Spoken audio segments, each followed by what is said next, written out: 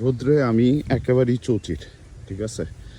আপনারা যেই গাছটা দেখতে পাচ্ছেন আমার সামনে, সেটা হচ্ছে ফ্রুট ফরেস্ট 3।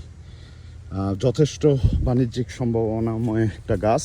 অস্ট্রেলিয়াতে এটা বাণিজ্যিক চাষ হয়, আমেরিকাতেও হয়, আরও কয়েকটা দেশে হয়। এটা একটা লেট ভ্যারাইটি, বাংলাদেশে পরীক্ষিত।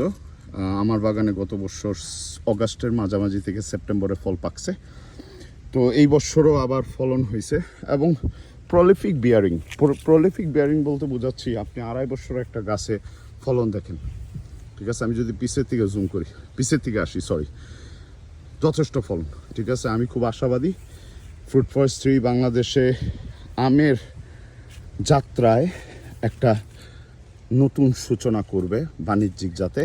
যদিও আমি কোনো জাতকে বাণিজ্যিকভাবে বলার আমার কোনো দরকার নেই, কারণ আমি কোনো কৃষিবিদ না। তবে আমার বাগানে এটা 2 বছর পরপর ফল দিল। লেট ভ্যারাইটি, নামটা আমি কোড নেমে রাখছি এখনও। আর আমার বাগানের যত্ন হচ্ছে সবচেয়ে কম যত্নের, এই থেকে কম যত্ন সম্ভব না। আরেকটা গাছ আমি দেখাবো, কারাবাও ম্যাঙ্গো। এটা হচ্ছে কারাবাও। এই দুইটা দিয়ে ভিডিওটা শেষ করব, আরেকটা ভিডিও করার চেষ্টা করব ডিফারেন্ট কিছু ভ্যারাইটি দিয়ে। Thank you.